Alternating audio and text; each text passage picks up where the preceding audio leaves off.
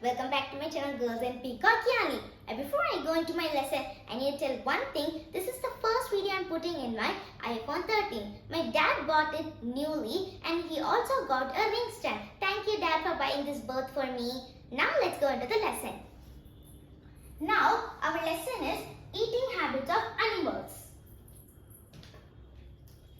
So first, in eating habits of animals, we're going to see the types. For example, first three we're going to learn is going to be herbivore, carnivore and omnivores. What is a herbivore? So herbivore is animals which eat only grass or vegetarian. For example, cow, rabbit and goat. We all know cow eats grass and plants. Rabbit eats carrots and goat eats plants. So all these animals are considered as herbivores because they eat plants. Next we go to carnivores. Example, tiger and lion. What is a carnivore? Carnivores are animals which eat the flesh of other animals. For example, tiger and lion. So for biting the other animal's flesh or eating them, they should have strong jaws and sharp teeth so they can take the flesh out of other animals and eat it. They become the prey. The animal they eat is called prey. Now, omnivores.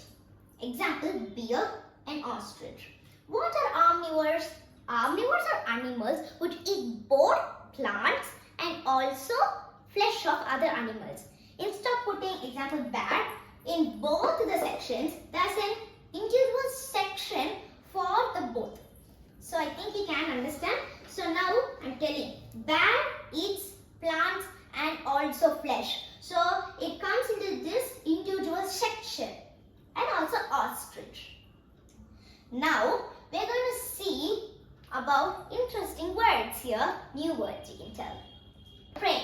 An animal kills another animal for food. This actually goes with omnivore and carnivores because omnivores eat both plants and flesh and carnivores eat flesh. So, example, we are having a tiger. We are having a tiger here and we are having anything like we can keep a deer. The deer is eating some grass. Okay, the deer eats the grass. And the tiger aims at the deer and kills the deer and the deer dies. So the tiger is making deer as its prey. How? By killing it and taking its flesh and eating. So I think you understood. Now we're going to go to the next one. Now, to keep biting something, to eat it slowly. So if you see, you're going on a farm today and you're seeing cows everywhere chewing their food nicely and doing it slowly. And some cows, or we can tell every cows, they swallow their food after chewing just a single time. Then after a few while, they take the food again to their mouth and start chewing. This process is called cut, but now means keeping the food in its mouth and chewing for a very long time, but slowly. So these are the three words we learned newly in our lesson. Now, insects, bees, butterflies, nectar. So in flowers, that's a liquid-like substance which this insects eat. It's called nectar. Mainly bees and butterflies do. So bees make this nectar as honey also, but butterfly takes it as nectar as its food. So example, there's a flower here and there's a flower here. There is a bee coming here. The bee takes the nectar, takes it to its home place like this and it eats it. But what does the butterfly do here? The butterfly, this is the butterfly. The butterfly takes the nectar and makes its food.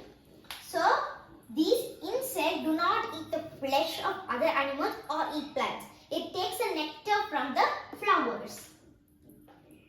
Now, last but not least, the last topic we are going to see today is going to be food chain. So now I told the tiger and deer scenario.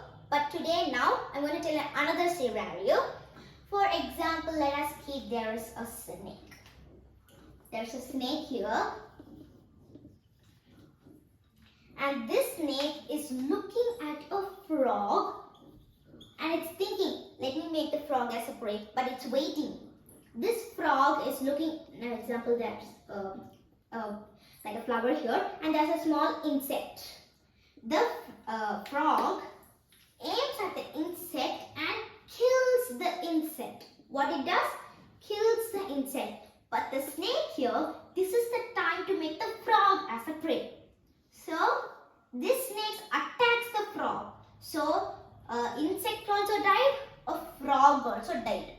So, that means the snake made the frog as a prey and the insect is a prey for the frog. So, that's it. We have finished our lesson for today. I think you all had a good time listening to our lesson. And I think this lesson could help you in any time. Thank you. Bye. Please make sure to like and subscribe.